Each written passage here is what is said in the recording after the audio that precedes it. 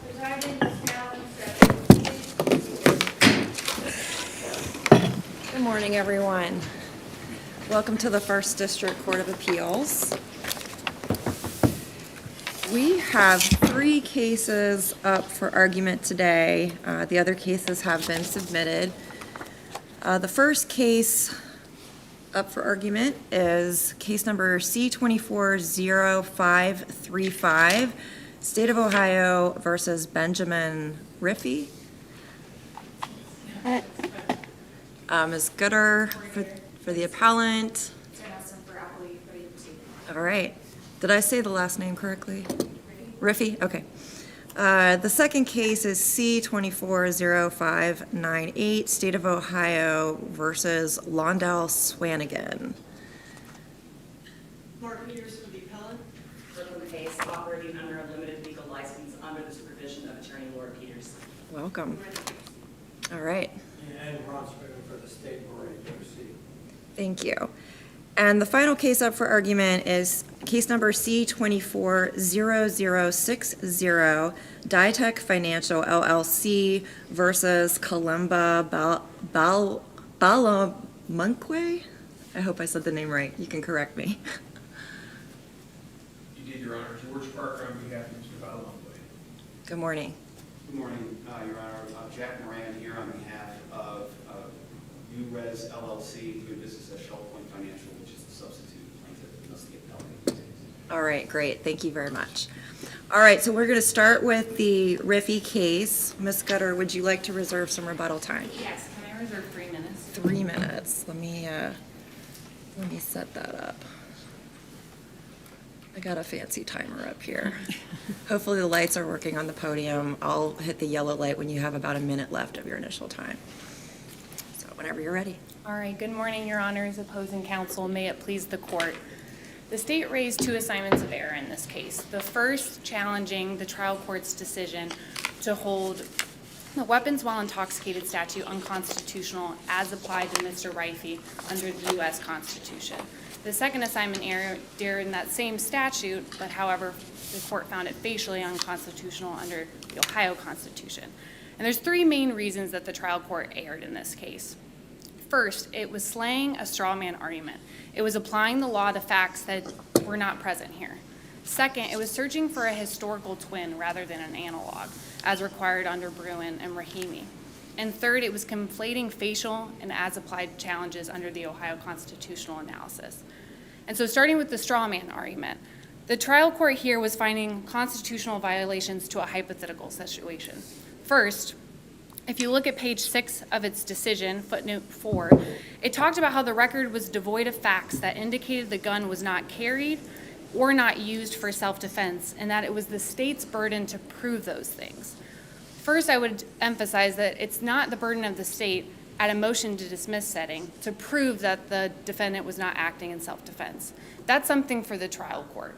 They need to put facts forward that prove that those are the factual scenario in an as-applied challenge. It will be the state's burden to provide the historical record under Bruin and Rahimi, but it's not its job to provide the facts as an as-applied challenge that the defendant was acting in self-defense. Was this a violation of Criminal Rule 12C then, for the judge to look at issues that were capable of determination at trial? I mean, it sounds like she kind of decided the case pre-trial. I think so. I think the judge decided that Mr. Riffey was indeed acting in self-defense, mixing up the idea that there are factual scenarios that will have to be proved at trial and what the state's actual burden is at a motion to dismiss setting, which is, under Rahimi and Bruin, just the historical record. So what can we look at fact-wise in deciding this motion, this as-applied challenge? Yeah, so the stipulated facts were set forth, and then also Mr. Riffey also set forth some facts in his motion to dismiss. What those were that the police dispatched to the vicinity of Mr. Riffey's home based on a shot spotter and a 911 call that there was a shot from a balcony, a second-floor balcony. And in his motion to dismiss, he then elaborates on that fact and says the police showed up, found him near his second-floor balcony, The police shined a light, he came out, dropped the gun over the railing to the police. And so I think there is enough to say that he was operating, he was using the firearm, that was the shots, but if this court doesn't believe that, and it's that it was just carrying, I think the analysis is the same. So in an as-applied challenge, we can take into account facts that are alleged in the brief of the defendant?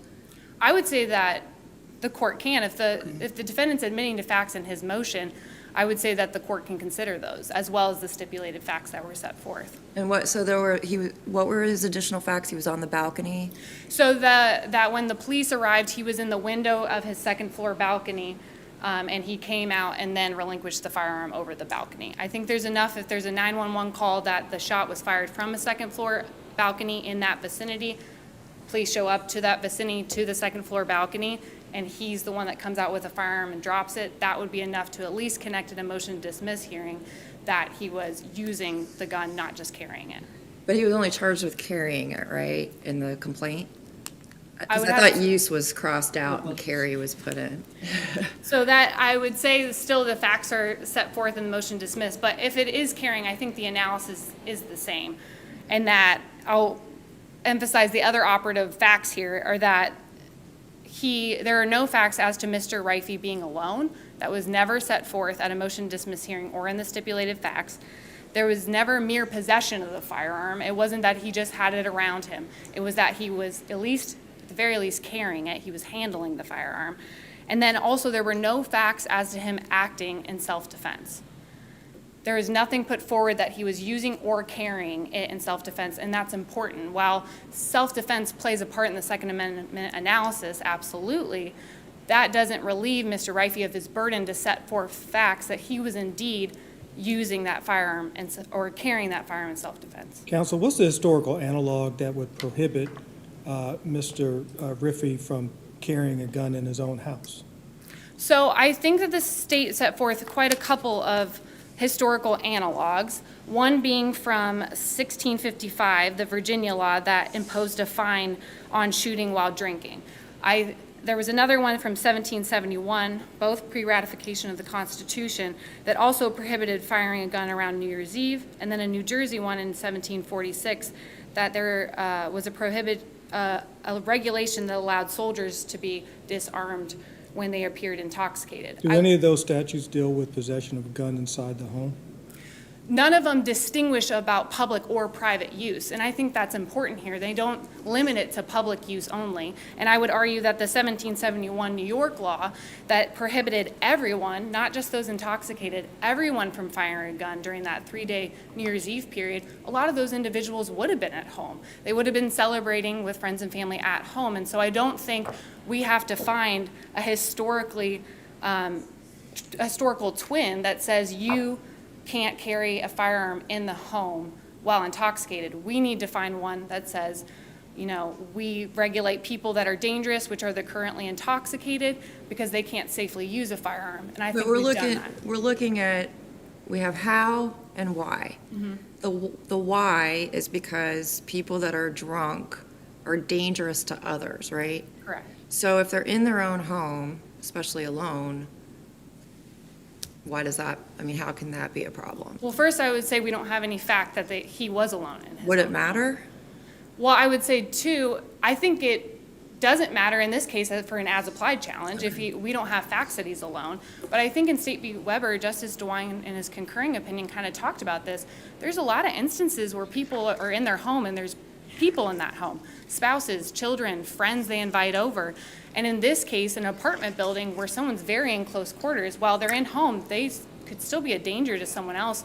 Shooting a gun in their house could hit someone else. Do we know this was an apartment building? We do in the stipulated facts, I believe it said apartment Okay, building. so it wasn't a house by itself. I'm sorry, in his home is what it said in the stipulated facts, and then in his motion, he recognized it was an apartment building. But even if he was alone, he's running around in his house by himself intoxicated, he could injure himself, right? Correct, and I And think then the that government's going to have to come in and clean that up. I would completely agree, Your Honor, and I would say also the Second Amendment is to defend, persons and property. I think there's also a potential damage to property or himself. It's not just that he's in his house, the analysis is he a danger to others and to property? And I would say he is. What about this idea that inside the home is at the very core of the Second Amendment protections? Don't we need something to provide a historical analog that talks about the home specifically? I don't think it needs to talk about the home specifically. I think absolutely in the Second Amendment analysis and the fact that it's in the home, the self-defense, the weight it's given is going to be more acute because we are in a home setting. However, I think there's a difference between a factual scenario of someone asserting an as-applied challenge that they used or carried their firearm in the home and just the general consideration self-defense plays in a Second Amendment analysis. And I think to say otherwise would say that any firearm regulation would be unconstitutional because it's inherently going to limit someone's use or possession or ownership of the gun. That's inherent that a firearm regulation is going to limit someone's ability to act in self-defense. There's no firearm regulation that wouldn't do that. And this law doesn't prohibit somebody who is intoxicated from possessing a firearm Correct. in the home, Correct. as long as they don't pick it up, basically. Exactly, and I think that's important. That's what it is regulating. It's regulating not ownership. You can own a gun when you're intoxicated. You can possess that gun when you're intoxicated. It's not like Heller where it made it that you had to have an inoperable gun. You can have an operable gun in your home when you're intoxicated. I would argue you can even be drinking one beer and have gun, as long as you're not intoxicated. That's the threshold. And so the burden in this case is only limited to when you're intoxicated. That's a self-imposed disability. Mr. Rifey can elect to not be intoxicated. It's his choice to become intoxicated, and once that happens, now he can't accurately defend himself in self-defense.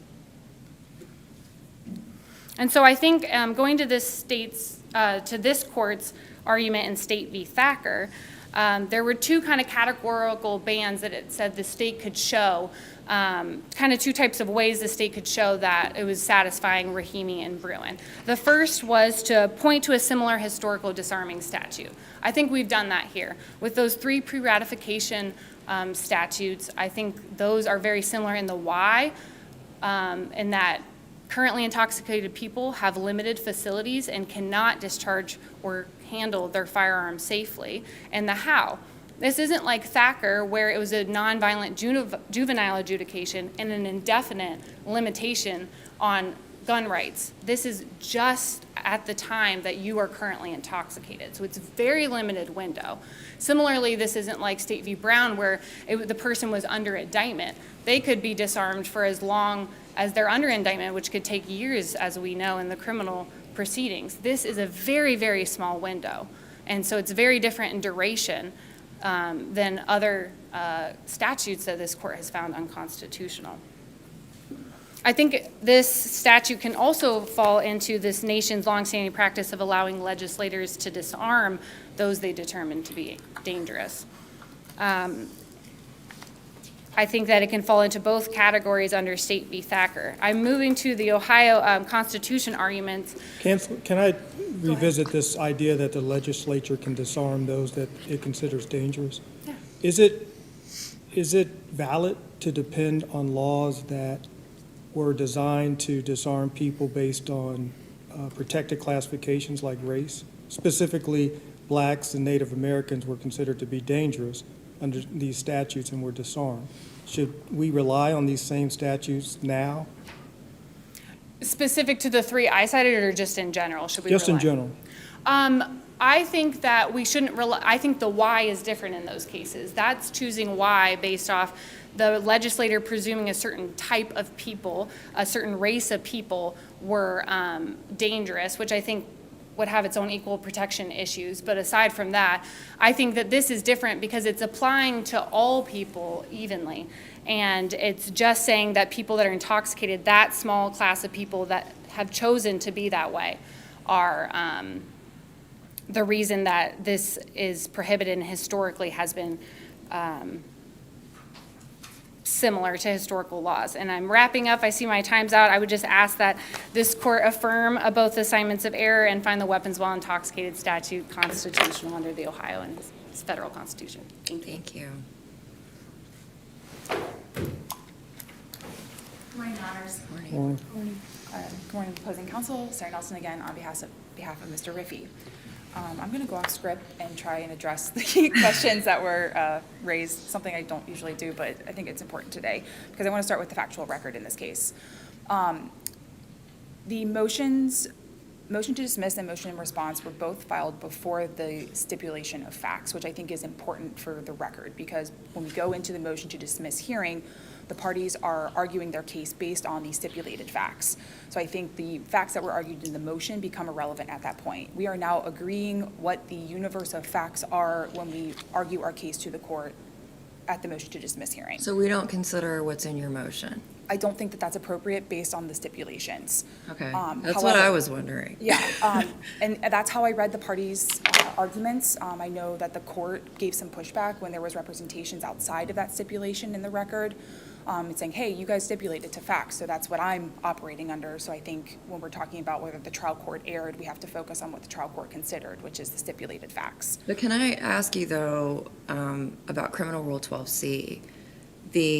My understanding is the motion to dismiss must be capable of determination without the trial of the general issue. Yes. And what it seemed like from reading the judge's opinion is that she basically said the state can't prove their case. There was a footnote that did allude to the fact that the state didn't put on any evidence that would have met their burden disproving it. I don't think that that's a fair characterization, however, of what she did in this case. The trial court judge really just honed in on the self-defense being the essence of Second Amendment protections. The person is most acute in the home, which is what we're dealing with here. But here's where I'm getting caught up. So, first of all, there's nothing in the stipulation showing that Mr. Riffy was carrying the gun for self-defense purposes. And also, if he had not made the choice to consume alcohol or to be intoxicated, we wouldn't be here with this. So isn't this about his choice to do that? His Here- choice to be intoxicated. Yes. I'm not sure I understand the court's question, sorry. Okay, so I understand what you're saying about how the need for self-defense is paramount in the home. I understand Part that. of the Second Amendment, yeah. Yes, but when somebody makes the choice to be in a state where them carrying a gun becomes more and more dangerous, how are we to look at that? Yes, so when we look at the historical sources cited by the state in this case, the distinguishing factor that makes the historical sources dissimilar is the danger to the public, which is important. It goes back to the factual record about whether or not Mr. Riffy was alone. There's no indication that he was around other people. It doesn't clearly spell out that he was alone, but the only people that are talked about in the stipulated facts are Mr. Riffy and the fact that he was encountering with the police. Isn't that a problem, though, that the stipulation doesn't stipulate that he was alone in his home? I don't think so. I don't think that destroys our argument about him not causing danger to others, because there's no information about other people contemplated in this scenario. So are you saying that it's not necessarily the being drunk and carrying a gun in the house that's the problem? Or it's only if you're alone, then it's an issue? Being alone makes this case dissimilar to what history tells us can be regulated. So if he had people, so your argument is if there were other people in the home, then it would be constitutional as applied. If there were other people in the home, the state could, yes, constitutionally say that you're carrying a firearm in this instance because of the danger you pose to other people would be valid, I So think. your whole argument hinges on him being alone in the house? Yes. Okay. I think How do you respond to the state saying, well, he could hurt himself, if he's in an apartment, the gun could discharge and hit a neighbor? I don't think that nuance is contemplated by the historical record. Danger to self is not as important to the law as the actual activities and the public aspect of what the historical record shows. So for instance, the state cites to shooting while drunk, that is an action that's being targeted by the drunk while using firearms, actual shooting, which isn't contemplated in this case. We just have mere possession, so less danger involved there. The other one that stands out is about shooting during New Year's Eve time, definitely contemplating crowds, other people, and not necessarily harm to self. I'm not aware of any statute that necessarily criminalizes having firearms and causing What harm to about the self. accidental discharge situation? Is Like, the state was saying that he was in Oh. an apartment and he could accidentally discharge the gun and it could hit somebody in a neighboring apartment. Sure, different set of facts, though. We don't have facts in this case that reflect that he actually used the firearm. The shots fired were the pretext for why police were No, on the it's scene. about carrying. If you're Yes. carrying, the danger to, just by being drunk and carrying a firearm is dangerous to other people in the apartment building. Well, the statute contemplates two different things, use or carrying. And he was charged with carrying. Right, and I think that's a separate situation when it comes to harm. If there is a use situation, then that would be covered, but the danger of just having a firearm, I think, is less supported by the historical record that the state puts forward. Well, and I don't think that, looking at the stipulation, I don't think that that only encompasses harm to self. I mean, the police responded to a dispatch and a 911 call that there was a shot fired from a balcony. And so he wasn't totally by himself during this entire incident because the police were there. The police responded to the shot spotter and a 911 call regarding shots. Yes. But we don't know who the 911 caller is, and shot spotter gives a range. I understand that. So- But the police were at his home, and he appeared to be intoxicated, and he relinquished his firearm. So they were there when he was intoxicated and carrying a gun. I understand the nuance you're pointing out, but I don't think that the harm to police is necessarily what the statute contemplates or the historical record contemplates. But that is an interesting point, but I think the history of this type of regulation goes more to like public crowds and other people, not necessarily using, or it's circumstantial in this case. He just had a gun and police showed up. It's not necessarily they showed up specifically for him. That's not what's in the record. So anybody who had a gun in that moment who had been drinking in their home, would be subject to this law, and I don't think that's what the law contemplates or the history of this law contemplates. So I guess I was confused on the record. He wasn't charged with, the police didn't show up and say, hey, do you have a gun in here? And then he got his gun and gave it to them, and then they charged him with carrying. That's not what happened. Well, based on the stipulation, they arrived, they encountered him in his home, and then he relinquished control. Okay, so we don't know. It's sufficiently vague. Where he I was think. carrying a gun. Exactly, and that's, I believe, the universe of facts that we go with here. When we're not talking about like causing danger to others, that's, whose fault is that? I'm not sure, but the trial court thought these facts were sufficient enough for her to make an as-applied determination that just by being drunk in your home and not necessarily causing harm to other people, based on this factual record, then the Second Amendment doesn't, the Second Amendment protects that conduct. Are we allowed to look at the other charge when considering this? Because that did allege that Mr. Riffey shot his gun. Yes, I believe that was a completely separate incident, however. I don't think that they happened at the same time, but I don't mean to speak out of turn. I think you're right. I re-looked at that the other day. I thought because they were charged in the same case. They were charged in the same case. But they were two different dates. I do believe they were Yeah. completely separate Okay. incidents, so I don't think that that would be appropriate. But if there was a companion charge that did contemplate present use, then maybe we'd have a completely different case and I'd be appellant. But that's not where we're at today. Okay. Excuse me one second. Does the state have any interest in preventing individuals who are intoxicated from harming themselves? So in other words, he's bouncing around the apartment intoxicated and he blows his head off. Does the state have an interest in making sure that doesn't happen so they don't have to expend resources dealing with that? Probably a general interest, but not one that's supported by our nation's history and tradition, at least based on the historical record that was provided to the trial court. The restriction on dangerousness that has been adopted historically is not applicable? I struggle with the state equating intoxication and dangerousness in this case. Well, intoxication, handling a firearm, equals dangerousness. Yes, that's what the state argues, but I think that we have to add the other people component to make the intoxication truly a dangerous activity. And second, when we think about dangerousness in terms of alcohol use, I think the precedent is really about chronic alcoholism or drug abuse, that type of dangerousness, not necessarily the one-off, I drank a couple of beers and now I'm overly intoxicated, and then a few hours later, I will be less dangerous. That's kind of the world that we're living in this case, is that he's not a chronic alcoholic based on this record, which would create a disability. He's not under a disability.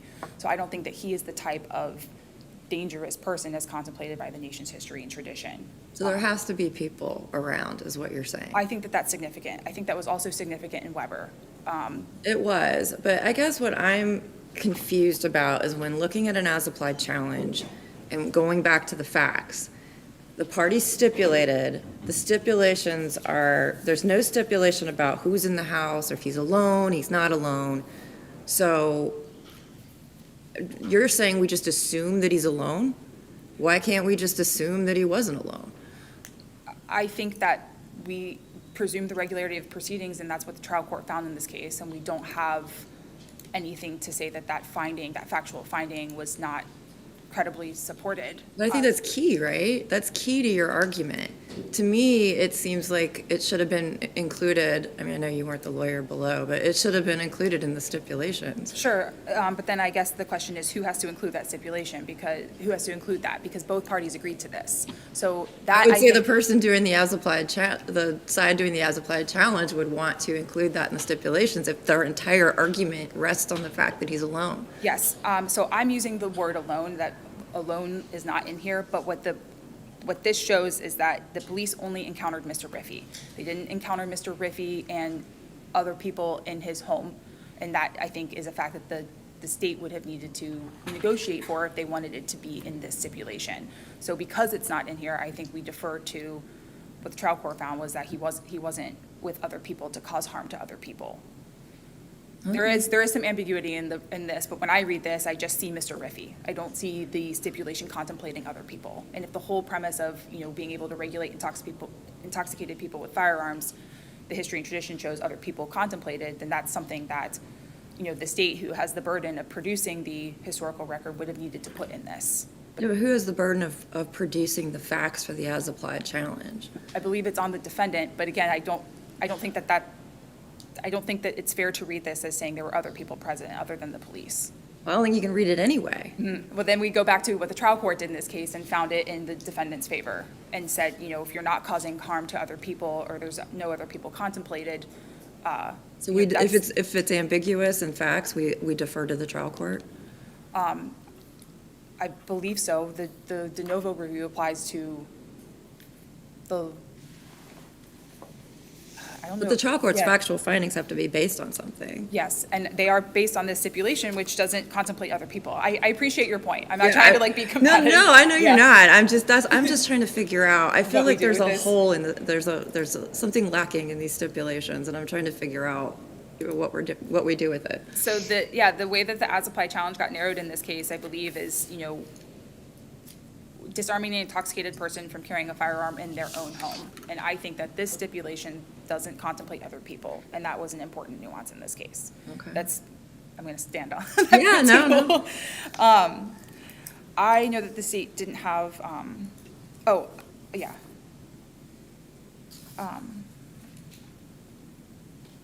not sure if the state had an opportunity to really get into the second assignment of error in the Ohio Constitution, so I will respectfully submit on that.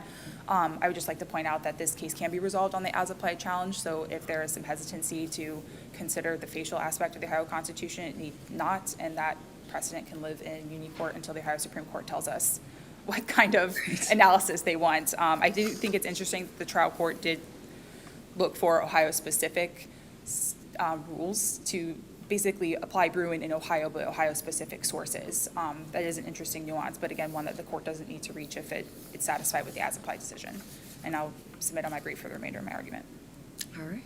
Thank you. Perfect timing. We're almost out of time. Your yellow light works, so.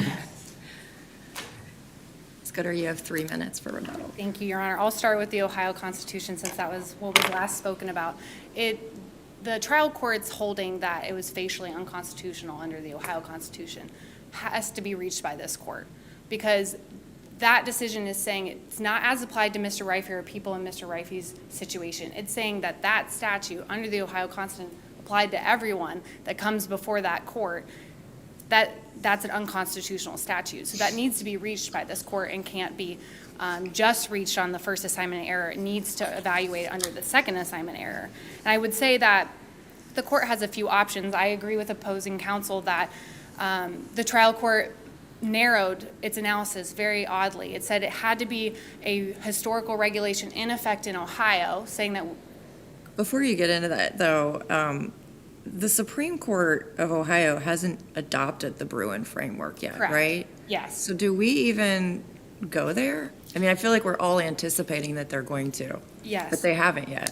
Correct. And I think that this court has kind of three options. I think you could apply Bruin if you wanted. I think that you could also decline to address whether the Ohio Constitution will go in lockstep with the federal, because that wasn't really briefed below if there is a separate standard or what that analysis looks like, and just rule on the fact that how the trial court here applied Bruin was improper.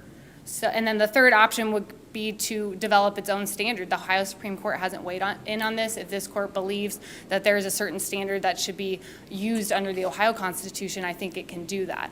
So I think it kind of has three ways of going about that.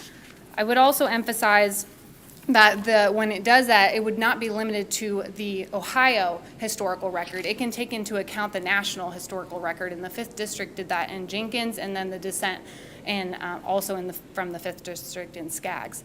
And so it can take into account all those other, states around it and those pre-ratification historical record the state's already pointed to. It can also look before 1802. The trial court limited finding a historical twin, I would argue, to the period of 1802 to 1851.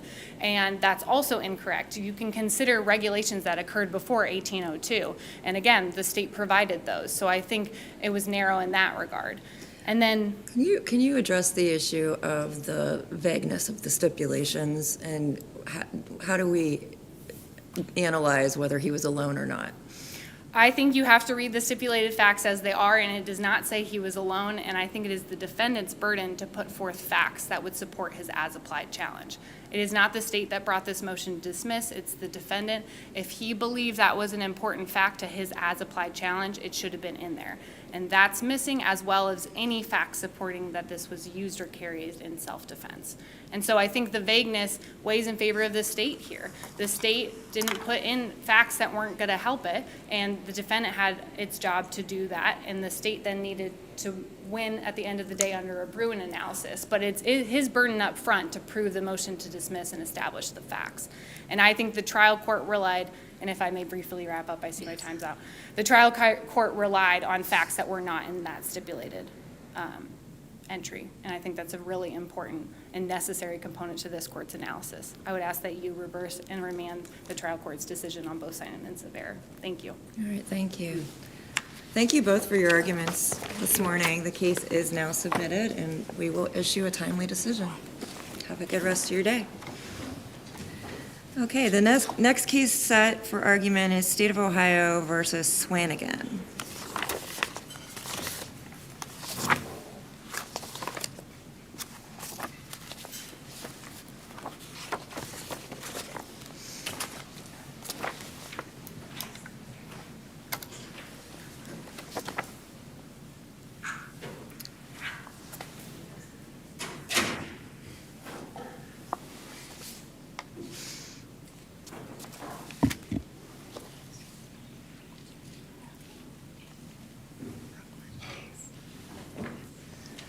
Ms. Pace, would you like to reserve some rebuttal time? I'd like to reserve 5 minutes, Your Honor. 5 minutes, okay.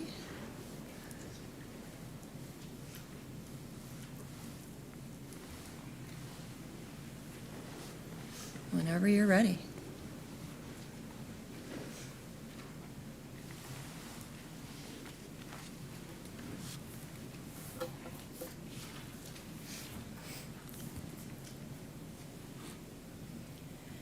May it please the court. My name is Brooklyn Pace, and I am operating under a limited legal license under the supervision of attorney Laura Peters. This case is about what the statute says, and most importantly, it's about what the statute doesn't say. This appeal presents a straightforward question of statutory interpretation. What does Revised Code 2945.38 actually say about how long someone like Mr. Swanigan can be held in a treatment facility for competency restoration? The answer comes from the text of the statute itself. It's 6 months, and it's 6 months only. And yet, Mr. Swanigan was ordered by the trial court to undergo a second 6-month period of competency restoration after being found incompetent from a community control violation. He had already undergone 171 days of restoration treatment in connection with that original offense, a third-degree felony, which falls under the 6-month maximum treatment allocation. The trial court found and the state argued that the 6-month clock resets automatically when a new finding of incompetency occurs. But the statute says otherwise. Revised Code 2945.38 is not ambiguous. It explicitly sets maximum restoration periods and uses definitive language. Section 2945.38C2 of the statute says, and I quote, "No defendant shall be required to undergo treatment for longer than 6 months if the most serious offense which with the defendant is charged is a felony other than a felony described in Division C1. Ms. Pace, how do you distinguish this case from State v. Henderson? Your Honor, the court should have followed the analysis in Hudkins and not in Henderson. The court in Henderson misapplied the statute 2945.37, and then they also incorrectly did not cite any authority when they claimed that the clock could reset.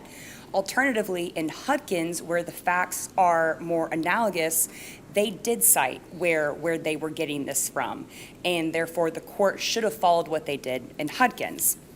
And I'll talk a little bit about that. In Hudkins, the 12th District Court of Appeals had a pretty similar scenario. The defendant had been restored once, but then later found incompetent again, and when the trial court ordered another 6-month period, the appellate court reversed.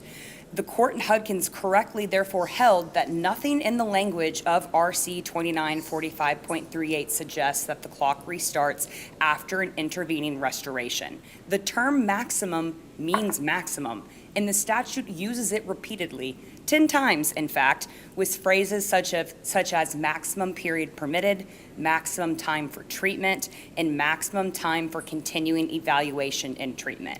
Does it matter here that this is a community control violation? No, Your Honor, it does not matter. As Mr. Swanigan was found incompetent, no proceedings can move forward at all, even though this was merely a community control violation. So this statute, it seems like both sides seem to agree that, or they don't, nobody argues that this doesn't apply to community control violations, right? Correct. Everybody's You're in not arguing that, agreement Your Honor. that this applies. And so what you're saying is if somebody, like in this situation, he was found incompetent before he pled guilty, right? Correct. And he was held for 5 months or so. 171 days. yes, And Your Honor. then pled guilty, was sentenced to community control. For 3 Then years. if there's a community control violation, this clock continues on. It doesn't reset for the community control piece of it. Correct. Mr. Swanigan, when the examiner found that he had been in treatment for 171 days, so about 5.5 months, there was only about 2 weeks, a little less than, remaining of that 6 months. And so the remedy should have been to dismiss that community control violation, and if Mr. Swanigan was still incompetent, then, refer him to probate or civil court. So what the state could do, so the remedy that you're asking for is for us to order the trial court to dismiss the community control violation. Yes, Your Honor. Could the state, I think the statute permits the state to just go ahead and refile again, right? It's incorrect that the proper remedy would not be to dismiss and refile the exact same charges simply to get around this clock. That would not be the proper course of justice for Mr. Swanigan. If he became competent in the interim, and we rule on this case and say we agree with you and the court dismisses it, you're saying the state couldn't just refile the community control violation now that he's competent? I do not believe that the state can dismiss and refile the exact same charges simply to try and restart a 6-month clock. No, Your Honor. Well, not to restart the 6-month clock. I think it would be to be able to prosecute him on the community control violation. So if he becomes competent, That charge was picked up in Butler County, so yes, Butler County could pursue the community control violation there. well, he got charges in Butler County, but violated community control here, correct? Correct, sorry, yes, Yeah. I misspoke, yes. He was under community control for the robbery for the 3 years, and then he picked up the community control violation was in Butler County. Okay. Going back, in contrast, State versus Henderson, which is from the 5th District, involved a new indictment, a new case number, and relied on RC 2945.39. If I'm remembering correctly, that new indictment was based on the same conduct as the original indictment, correct? In State versus Henderson? Yes. Yes. Okay, so the charges, or the indictment was dismissed and then refiled? It sounded like the charges weren't dismissed until after the state re-indicted him. To be honest, I'm not recalling exactly Okay. which order those events occurred, Your Honor. Okay, but did Henderson, and I don't remember this, did Henderson, anything in that opinion suggest that the state re-indicted him for the purpose of restarting the clock? I know in State versus Henderson, I don't believe they did it purely just to restart the clock, but again, in this one, it was a new indictment number and it had a new case number, and so we're not arguing that, and with that set of facts, that is different from our set of facts, which is that you could not simply just dismiss and then refile the charges in order to have more time. In State versus Henderson, they relied on RC 2945.39, which applies only to serious felonies, most commonly first and second degree felonies. And not only is that statute not applicable here, as it does not apply to third degree felonies like Mr. Swanigan's, but that statute was misapplied in Henderson, and yet the trial court in Henderson allowed it to control, and we believe that that is in error. Mr. Swanigan was found incompetent in November of 2022, restored after 171 days, pled guilty in May of 2023, and was placed on community control for 3 years. In July of 2024, Mr. Swanigan violated his community control. Subsequently, he was again found incompetent in October of 2024, but that charge was never dismissed and there was no new indictment. The community control violation is a continuation of events from the initial charge, not a new case. There is no legal event that justifies a reset. If the courts can restart the clock repeatedly, the 6-month cap becomes entirely meaningless. It creates a risk of indefinite civil confinement under the guise of treatment. This is especially concerning as defendants could get caught in an endless loop of new findings of incompetency and referrals to treatment that results in the defendants being held for longer than they would have if they had just been charged and found guilty of the original charges. That's not just inefficient, it's unconstitutional as it deprives defendants of their liberty. It offends the basic principles of due process and it violates the legislative purpose behind RC 2945.38C2 to limit the state's authority to detain people indefinitely in the name of restoration. The statute is clear. The cap is 6 months for offenses such as the one Mr. Swanigan is charged with. That time was nearly exhausted during the first period of restoration, and it was found unlikely by the examiner that he could be restored to competency in time at his September 20th competency evaluation. The court must interpret the statute as written, not as imagined. Unless the court has any further questions, we ask this court to reverse the trial court's order and remand for further proceedings with instructions to dismiss the community control violation. Thank you. Thank you.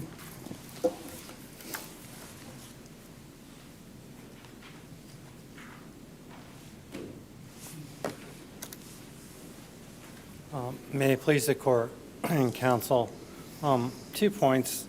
The first is to be made with the case of State versus, it would be Henderson, the 5th Appellate District. And the very last paragraph on page 28 indicates that if the charge is dismissed, as it could have been in Hudgens, nothing barred the state from recharging Hudgens. So I believe that in the instance, if this court would find that there was a statutory violation and that the trial court should not have credited that 271 days of restorative treatment, then the state could bring the charges, the community control charges anew. I think the statute says that too, right? Yeah, it's in the statute. and- Dismissal is not a barred further prosecution based on the same conduct. Right, and that's been mentioned in Hudgens in the very last sentence.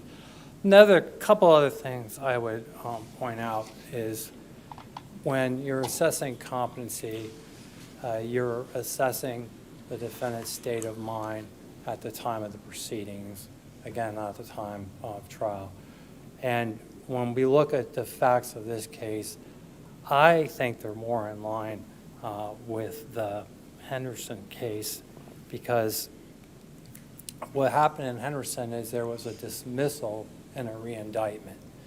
Here, what happened, the intervening time was you had the defendant plead guilty to a robbery offense and committed to Summit in September, and then determined to be incompetent in November of 2022, then found competent in April of 2023. Then the defendant entered a plea of not guilty by reason of insanity in May. Then the court ordered another competency evaluation in May of 2025. The defendant withdrew the not guilty by reason of insanity plea also later in May 2025. And then the defendant was sentenced to 36 months. I should be saying 23. But what bottom line was, there was a couple of years before the defendant then was, I think about 2 years went by when the defendant committed the community control violation.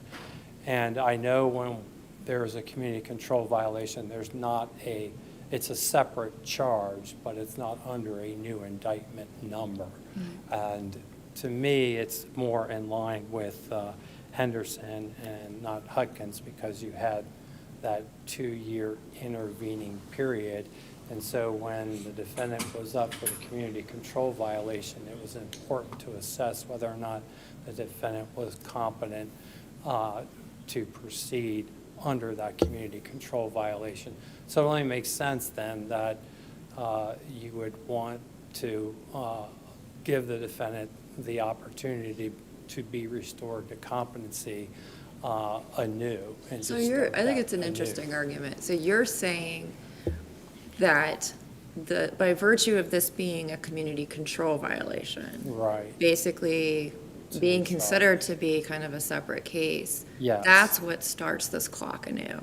Yes. Not the fact, you're not arguing that every time a defendant becomes competent, the clock resets. No, that's not the It's, law. it's, right. It's by virtue of this being a community control violation is what resets the clock. Right, so if the defendant were compliant and followed community control as ordered by the court, then this would never be an issue. So it's not going to recycle itself and repeat itself for somebody that's constantly having to be in restoration for 6 months and then. That's not the way I read your brief, though.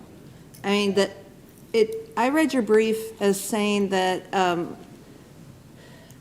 if somebody is committed for competency restoration, and then there's an intervening period of competency, and then the person is then declared incompetent, that restarts the clock. I didn't read it as the community control violation restarted the clock. I think the maybe we're trying to distinguish between the two cases, Henderson and Hudkins, and the reason I think it's more in line with Henderson is because of the community control violation. Maybe I didn't make that clear, but I think that's what distinguishes Henderson from Hudkins.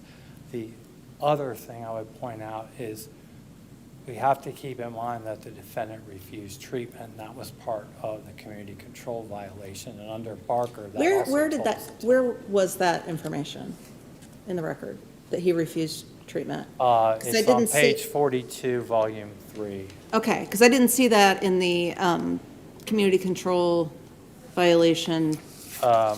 You know, it's odd because it says volumes 2 of 2, and then I got volume 3 of 3, and it's on page 42.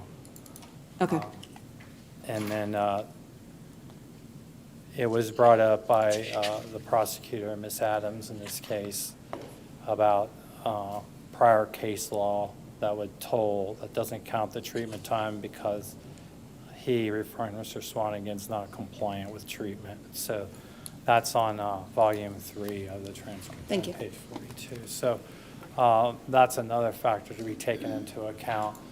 But again, I think it's more in line with Henderson because of the separate charge. I know it's the same case number, but we have new charges here. So that kind of gets around, the defense made a very persuasive argument that if we are continually resetting every time somebody becomes competent, we could indefinitely Yeah, that's not, incarcerate them. right. Sounds like what you're saying is that for a community control violation, we reset with the 6 months, and we got 6 months to make this person competent, and if not, then it gets dismissed. Then it gets dismissed, yes, yes. Otherwise, I agree with the defense, we would have an issue there, A constitutional problem. a constitutional problem of that recycling over and over again. And also, we can't forget also the defendant did refuse treatment. And I know that was just briefly mentioned, though, I mean, but it was brought up by Ms. Adams. But why It is was that? brought up Why by is Ms. that? Adams. I'm trying to understand why you're. There's a case, State versus Barker, and if a person refuses treatment, the time of restoration that they are being restored to treatment is told. Okay. And that's under State versus Barker. And Ms. Adams did bring that up on page, again, volume 3, page 42. So that's another aspect that I think favors what the trial court did, and we would ask this court to affirm the trial court for those reasons. Okay. No questions? All right, thank you. All right, thank you. Thank you.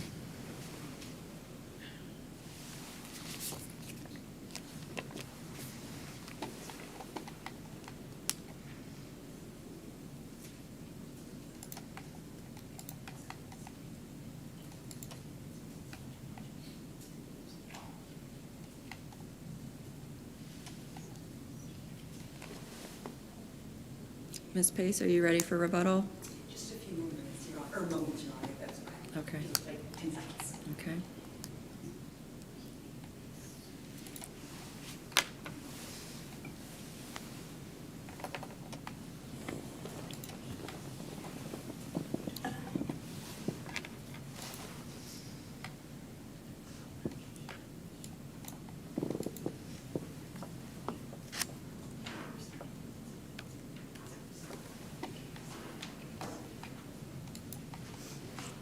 You have 5 minutes.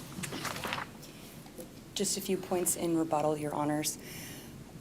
Firstly, Hudkins is the case that the court should be looking at to follow, not Henderson. This community control violation does not start the clock anew. This community control violation is a separate proceeding within the same charge, and the initial charge was that robbery. This community control violation, you have to take the case as a whole. You cannot separate it out, and so this is a separate proceeding within the same case. So is that based on some statutory interpretation? Correct. So, like, if you remind me of the language in the statute, that would say that we can't consider the community control violation as starting the clock anew. Simply, the language isn't there. And as this is statutory interpretation, you look at the plain, unambiguous language of, and there is no language that says, you know, the clock can restart if this is a community control violation. And since that language is not there, we do not imagine that into it. And so we read it as it says, which is that there is nothing that says the community control violation should be treated any differently. And with that, we ask the court to reverse and to dismiss the community control violation. Thank you.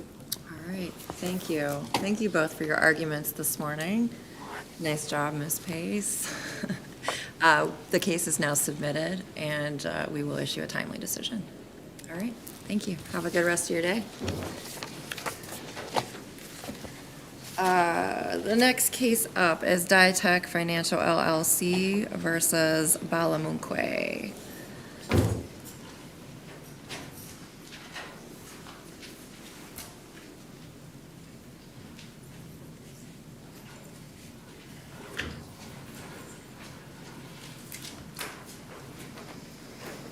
And this is a cross appeal, so I think you were all told that both sides can reserve rebuttal time.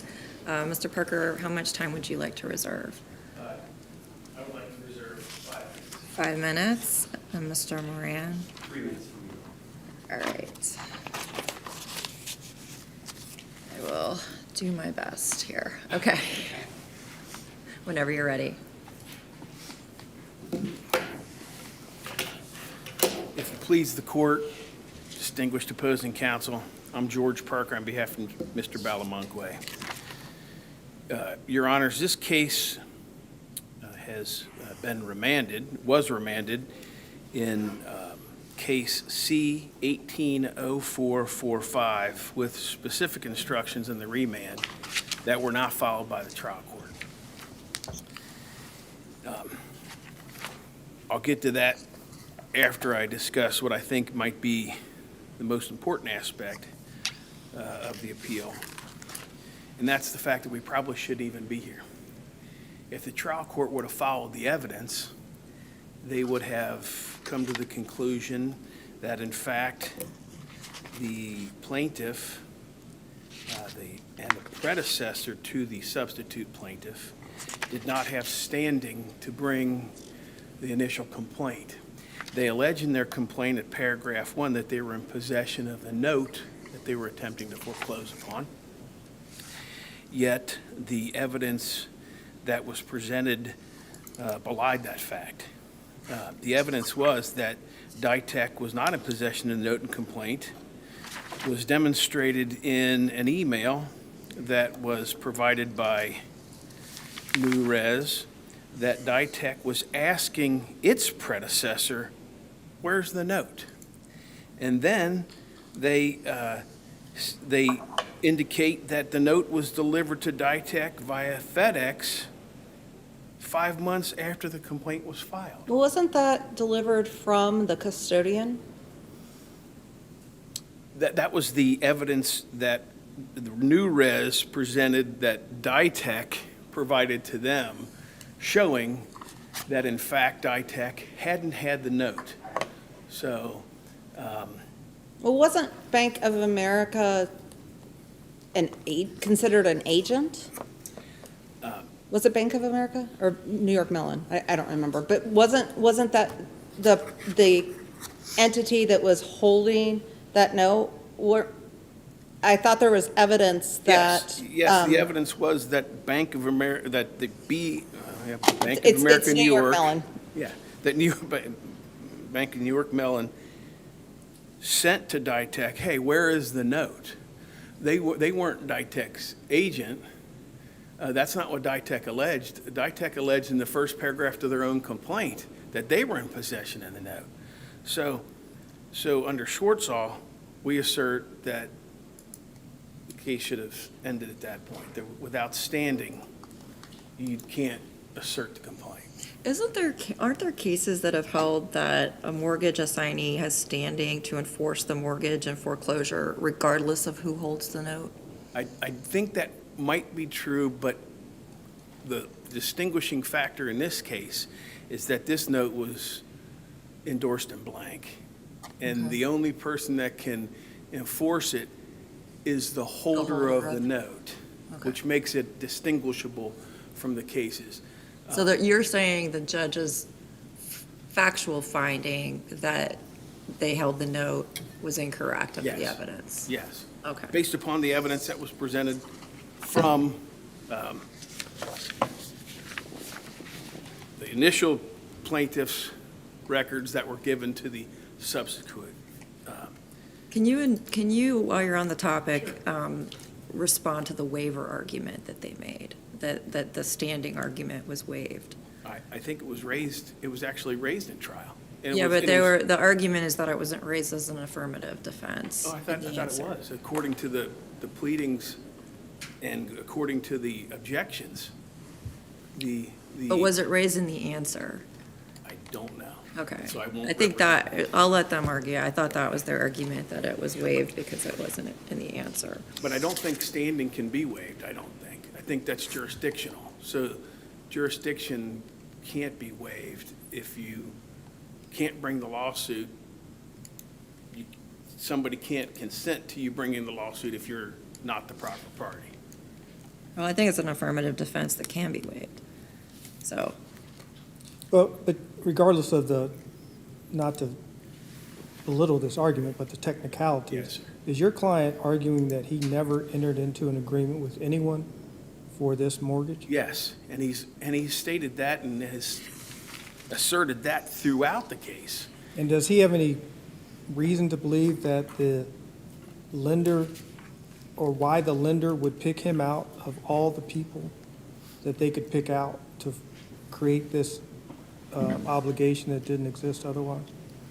We didn't really delve into the reason why he thought that. He just has always stated he did not sign that paperwork. And in fact, he went and asserted that, found an expert, had the expert present materials that overcame the motion for summary judgment, and then this court remanded the case to the trial court for a trial on those merits. And then at the trial, the court excluded that evidence as a result of saying, well, first of all, humbly, I don't believe that when you're set for trial, that you can file at the late date beyond the local rule provisions, a motion for a Daubert hearing. Was there any objection below to the trial court or the magistrate holding that Daubert hearing? I'm- Like at the hearing? I'm pretty sure that the council was saying, we should just combine this with trial. So that's why they, and so it was a bench trial. yes. For clarification, is your client also saying that the 2006 modification was forged? Yeah, he didn't sign either document. Okay.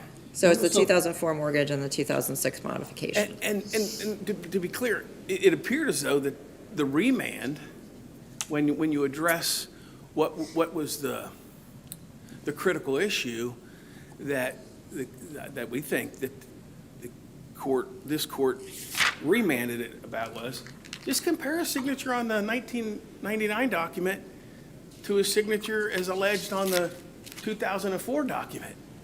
And that's what the trial court wouldn't do in this case. You know, we've got all kinds of cases to say, you really don't even need a handwriting expert. The trial court can make a determination of whether the signatures are similar. And you know what evidence that was never provided?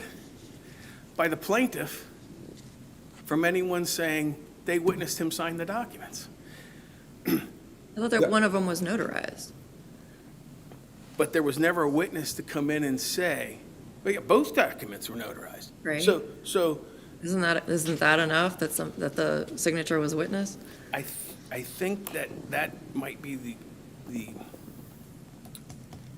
crux of the issue, is that the notary was never called upon. And isn't that to get to your point, Your Honor, isn't that really what the question is?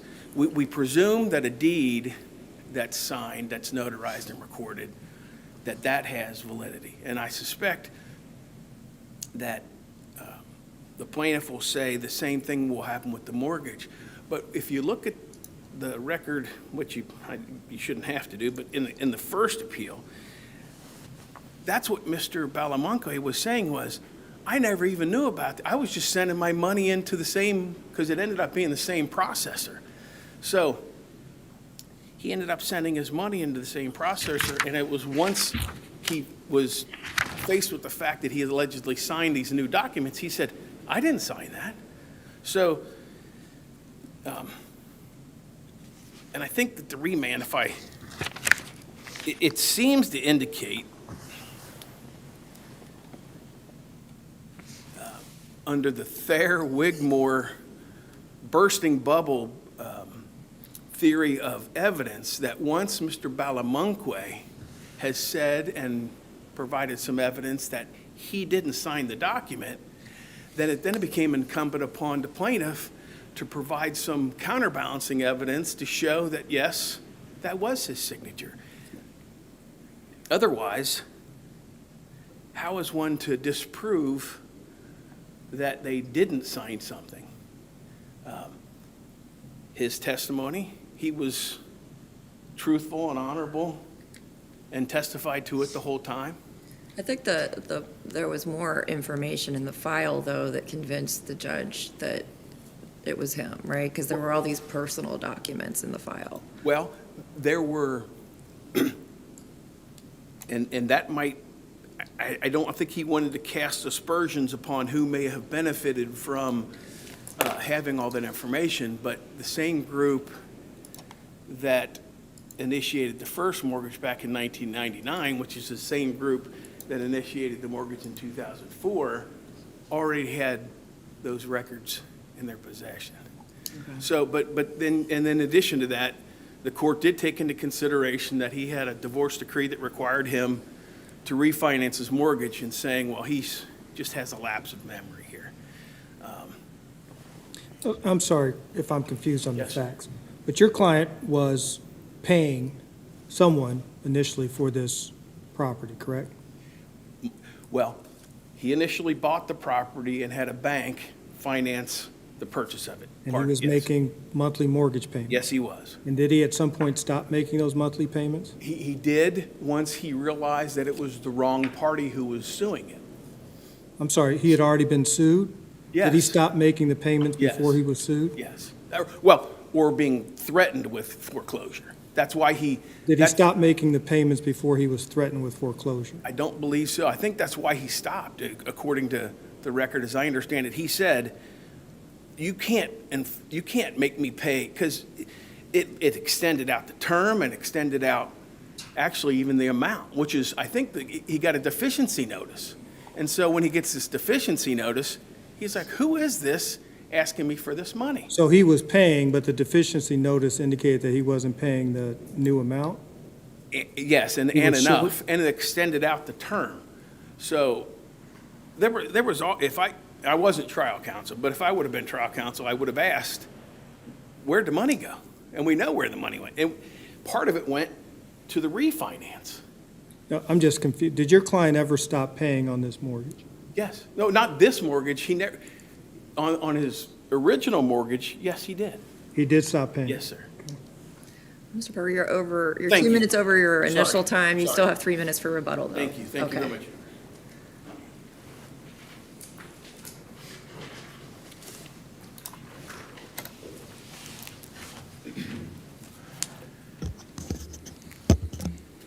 Good morning, Your Honors, and may it please the Court. My name is Jack Moran, and I'm here, as I said earlier, on behalf of New Res LLC, which does business as Shell Point Mortgage Servicing, which is both the appellee and the cross-appellant in this case. Shell Point respectfully asks this Court to affirm the decision of the trial court's finding at the bench trial in Shell Point's favor for three main reasons. First, the testimony of Mr. Balamonque's proposed expert, Wendy Carlson, was correctly excluded at a properly convened outward hearing. Second, as the trial court determined, Shell Point had clear standing to bring its claims. And third, when the trial court considered those claims at the bench trial, it correctly found, as the federal court system had previously determined, that no forgery had occurred and that Mr. Balamonque had signed his home mortgage and the corresponding promissory note. Can you start with the standing argument? Sure. I'm flexible. Okay, great. A couple of things to note about the standing argument, because, Your Honor, you mentioned whether or not the defense was waived. I think one of That the was things. your argument, right? I'm sorry? You all argue on appeal that it was waived. I think we argue both that it was waived, and even if it had been preserved, we demonstrated standing at the trial court level. First, there is a case, State Ex Rel Jones v. Suster, that we cited from 1998 from the Ohio Supreme Court. To be candid with the panel, it is not a mortgage foreclosure case, so there's not a corresponding, reference to, say, the Schwartzwald decision. But in that Ohio Supreme Court case, it discusses standing in the context of an affirmative defense that needs to be pled. I would also note that Mr. Balamonkwe at the trial court level filed a number of different pleadings as a pro se litigant that don't conform to what we commonly expect in terms of pleadings, and one of them was a quote-unquote counter complaint that affirmatively stated that the mortgage and note was assigned to Ditech in 2016. So the record of the pleadings at the time that the first motion for summary judgment was filed in this case was that Ditech alleged that it was in possession of the note and the mortgage at the time it filed the complaint, and that Mr. Balamonkwe agreed with that in his responsive pleading. So your argument, though, is that the standing should have been raised as an affirmative defense in an answer? Correct. Or an amendment or Correct. something? Or in some of the pleadings in that some of the Mr. pleadings. Balamonkwe filed. Okay. Right. And if it had not been, even if it had not been raised formally in the pleadings, we would have expected that it would have been raised at some point more formally prior to essentially the eve of trial, when this defense started to foment and it became clear that plaintiff was ready and able to challenge the admissibility and the reliability of Wendy Carlson's testimony.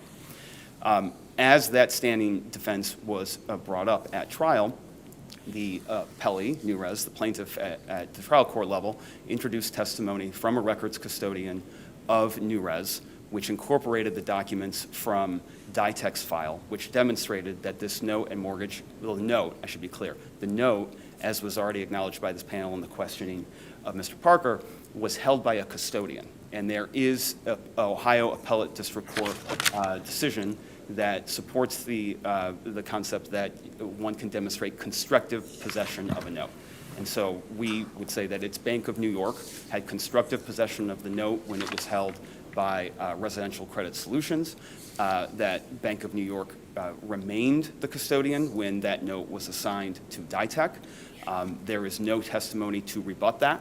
There is testimony in the trial court record that affirms that. The trial court believed that testimony, which demonstrates that the note was possessed by the plaintiff at the time the complaint was filed. That means that there was standing.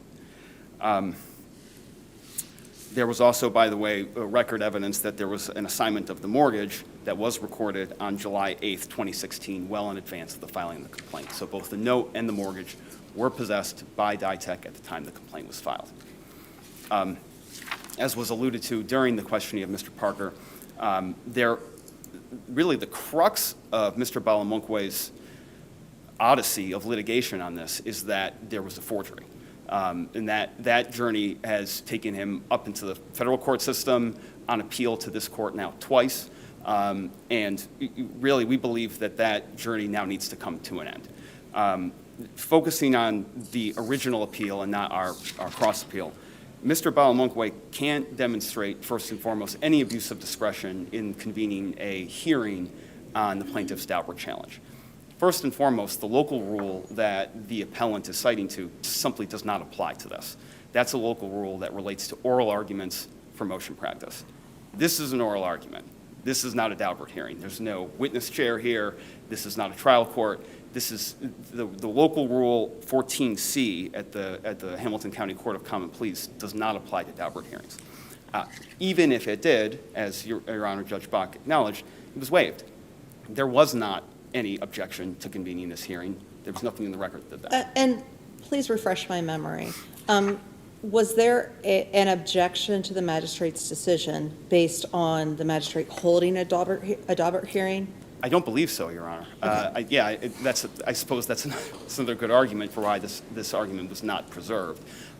There was a number of different objections to the magistrate's decision that were lodged by Mr. Balamonkwe, but the actual formal convening of the hearing was not one of them. Thank you. Mr. Balamunkwe, for what it's worth, was represented by competent counsel at that hearing and engaged fully. There's a little bit of confusion on the briefs. Mr. Balamunkwe's brief says that the hearing occurred on the same day as the trial. It's not quite accurate. It occurred the day before the trial. But the hearing was fulsome. It was thorough. I don't think that hearing could have happened on the same day as the bench trial because we would have gone into the next day. And the trial court's review of Ms. Carlson's qualifications was also not barred by the law of the case. I want to be careful here. I don't want to presume to tell Judge Krause what the mandate was on Balamunkwe 1, because you were there and I wasn't. But from reading the decision, it appeared to me to be pretty simple. The decision was that the trial court had failed to acknowledge the existence of Ms. Carlson, her affidavit and her report, when granting a summary judgment order that, for the sake of the court's, to refresh the court's recollection, the first summary judgment grant in this case was sort of a boilerplate, by the book, summary judgment grant of a residential foreclosure case. There wasn't any acknowledgement of this filing by Mr. Balamunkwe. And there was never a challenge below in that case to her qualifications. There was not a challenge below to her qualifications at that point. Instead, DITEC's counsel, because DITEC was the plaintiff at that time, moved for summary judgment by basically saying, we have standing, we have the note, we have the mortgage, there's been a default. There's no issue, no material issue of fact. Correct. Yeah. So obviously, if the trial court doesn't consider the existence of a proffered expert on an issue of fact in the case, then summary judgment is understandably reversed. But that reversal doesn't necessarily mean that the expert, who wasn't acknowledged initially, is now magically qualified to testify at trial. Those are two completely different legal determinations, the second of which was not addressed by this court in Balamunkwe 1. So there's no mandate from the appellate court that barred the trial court convening a Daubert hearing. Mr. Balamunkwe asserts what I believe is the common refrain of the party that lost at a Daubert hearing, which is that the testimony evidence introduced at that hearing should have gone to the weight of Ms. Carlson's testimony, not to its admissibility. But this is an issue that is relatively novel for me. I don't know if it's novel for this panel, which is a Daubert hearing and a bench trial. I'm not really sure what Mr. Balamunkwe's point is. If the trial court did not find Wendy Carlson reliable enough to even admit her testimony, then it's not clear to me how Mr. Balamunkwe can argue with a straight face that had that testimony been admitted the next day at the trial court level, it would have changed the outcome. We do believe that it was properly excluded, as under Rule 702, there was some obvious defects with Ms. Carlson's methodology. And we review that on an abuse of discretion basis, correct? Correct. Okay. Yes. So even if one of us would have said, yeah, that evidence comes in, that doesn't really matter here. It's just whether the trial court's decision was arbitrary, unreasonable, or unconscionable. Yeah, and I don't think there's much to demonstrate. Yes, Your Honor, I agree with what you're saying, Judge Bach. And also, I mean, I think that there is no real demonstration here as to how the trial court abused its discretion. I think that Mr. Balamunkwe doesn't agree with the outcome, but where the trial court was arbitrary in its distinction, I don't see it in the record, and I don't really see it in the briefs. That same abuse of discretion standard applies to the underlying forgery claim. There is a lot of discussion I could engage in about magnifying things by 200% and copies of copies, but I think, really the most important thing, the most important legal principle on this issue is actually Mr. Balamunkwe's brief and not in ours, which is that the trier of fact has the right to make a determination as to the authenticity of a signature. We agree. The trial court had the right to evaluate the authenticity of a signature. It did that. It considered the W-2, the pay stubs, the tax returns, the driver's license, all of the other records that were in the file from 2004. It considered the fact that Mr. Balamunkwe had not introduced any testimony from the notary. I mean, this panel was asking questions about the notary. I actually believe that something that Mr. Parker said I disagree with, which is that the party claiming forgery over particularly a notarized document has the burden of proof. Mr. Balamunkwe is not permitted to appear in court, say, I didn't sign this thing that is notarized and recorded, and then shift the burden completely back to the plaintiff to prove that he was there, 20 years earlier, and was the one that signed it. I believe it's incumbent on Mr. Bellamunkwe to prove that. So one of the issues raised by your opponent was that the magistrate did not look at or compare the signatures. Is that borne out in the record? I don't believe that there's any particular part of the record. I think the more specific argument that Mr. Parker is making is that the magistrate did not compare the 1999 signature to the 2004 signature. I don't see anywhere in the record or in the briefs where the magistrate or the trial judge explicitly say, I refuse to look at the 1999 signature and I won't compare it to it. And so I don't believe there's any record support for the argument that the magistrate refused to compare it. But there's no support that he did, I mean, we don't know what he did. What the magistrate did is evaluated all the evidence at that bench trial and made a finding that Mr. Bellamunkwe signed this note and mortgage, and thus judgment was rendered in favor of the plaintiff. That's evaluated under abuse of discretion standard. I don't see any abuse of that discretion in the record. I'd like to briefly mention, I know I have to wrap up. You're at your initial time if you want to eat into your rebuttal time. No, that's okay. I'll reserve the rest for rebuttal. Thank Okay, you, Your you Honor. have 3 minutes for rebuttal. And Mr. Parker, you also have 3 minutes. Thank you.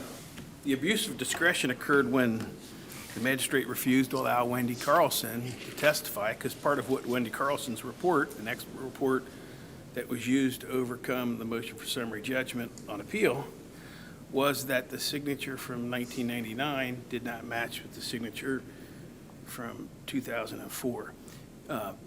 Another issue that on their cross appeal, and he didn't cover it, but I have my 3 minutes, so I want to address it. My question, I think to say that the court made an error by not granting their motion for summary judgment, then you have to ask the question, how many times can you file for summary judgment? The predecessor, Ditech, filed for summary judgment, and that was reversed and remanded. So I think that they had their bite at the apple. They don't get 2 chances to file for summary judgment. Yeah, what authority are you basing that on? I have I have Fairness. none other than the fact that that if you move for summary, it doesn't, Rule 56 doesn't say you can file for summary judgments. I guess you could have on an issue that wasn't addressed, but it just appears as though that's. They knew about the federal case at the time of the first filing. So I hear what you're saying. I couldn't find any authority that says they couldn't. Yeah, that's why I left it for the short 3 minutes that I had in rebuttal. We would ask the court to remand the matter to the trial court for the sole purpose of allowing Wendy, well, for a dual purpose. First, to have Wendy Carlson be able to testify as to why the signature on the 2004 document wasn't correct. I think the analysis disregarded that specific portion of the rule. The magistrate says she's an expert, but she's not expert at this. Well, he said that he had issues with her application of her methodology. And so my question to you is, in a bench trial situation, this is not a jury trial, is the same trier of fact is going to have to listen to her testimony. And if the trier of fact doesn't think that her methodology is right, he's not going to believe it. Yeah, I think that's almost analogous to the Court of Appeals reversing the trial court's decision to grant a motion to suppress evidence, and then send it back to the same judge who's going to hear the same thing. He's going to come to the same conclusion. So I think that the specific remand required there to be a more thorough analysis of the fact that Mr. Bellamunkwe had established that it wasn't his signature for the purpose of overcoming summary judgment. Oh, wait. I don't think that's what the panel in that case held. Instead, it held that Ditech was not entitled to summary judgment because there were genuine issues of material fact. The court did not hold that the signatures were forged. It didn't hold that Ms. Carlson was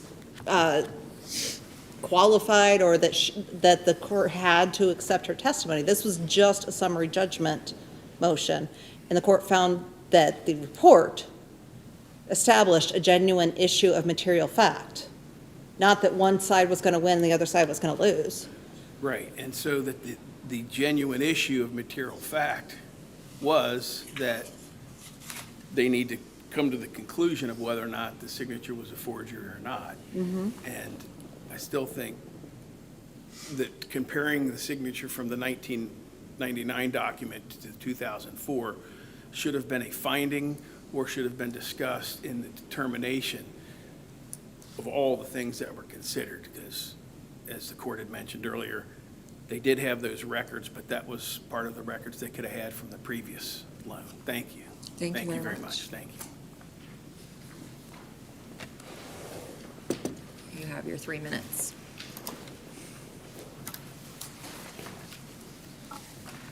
Thank you, Your Honor. Just a few things on rebuttal. First, I'd like to address the pure rebuttal point that Mr. Parker just made, which is that the abuse of discretion lied in the trial court's refusal to consider the 1999 signature on the note with the 2004 signature on the note. What I heard Mr. Parker to say was that that abuse of discretion was back to the exclusion of Ms. Carlson's report. The exclusion of, and Ms. Carlson, of course, compared the 1999 signature with the 2004 signature. I don't know that it's true, and in fact, I would submit that it's certainly not true, that just because the Carlson report is excluded, the trial court is necessarily not conducting the same analysis that is discussed in the Carlson report. So just because Wendy Carlson's expert report or expert testimony was excluded at trial does not foreclose the trial court from considering the signatures that were put into the record. Those signatures were put into the record. The trial court was the trier of fact. It had the ability to compare signatures if it wanted to and hear all of the other testimony that was submitted over a long bench trial and found that Mr. Balamonkwe signed this note and mortgage. That is a decent segue to our cross appeal, which is that the federal district court and the Sixth Circuit Court of Appeals also found years earlier that Mr. Balamonkwe signed this note and mortgage and that there was no issue of fact on that point. I want to just briefly acknowledge, for the sake of the panel, that this wasn't argued in the first summary judgment motion, and so we have an interesting tension here. The appellee is accusing the appellant of not being a good use of judicial resources, and the appellant is accusing the appellee of the same thing. What I would say is that the first motion for summary judgment raised the fundamental issues in any mortgage foreclosure, and the briefing on that was, it was granted by the trial court magistrate. This court determined that it was an error. When it was sent back, new counsel represented the plaintiff at that point, discovered the issue, and raised it. There is nothing in Civil Rule 56 or in this court's jurisprudence that prohibits us from doing that. So the trial court refused to consider your argument because it was, the trial court thought you should have filed it earlier, right? The trial court made a ruling that I still don't entirely understand here, whether it's a law of the case argument or that it should have been filed earlier. I think what I didn't see is the trial court issue a decision at some point that says all summary judgment motion briefing needs to be filed by this date, otherwise we won't consider it. If the trial court, if one of the grounds for rejecting your summary judgment motion was that you didn't file it earlier, it was too late, the timeliness, would we be reviewing that on an abuse of discretion?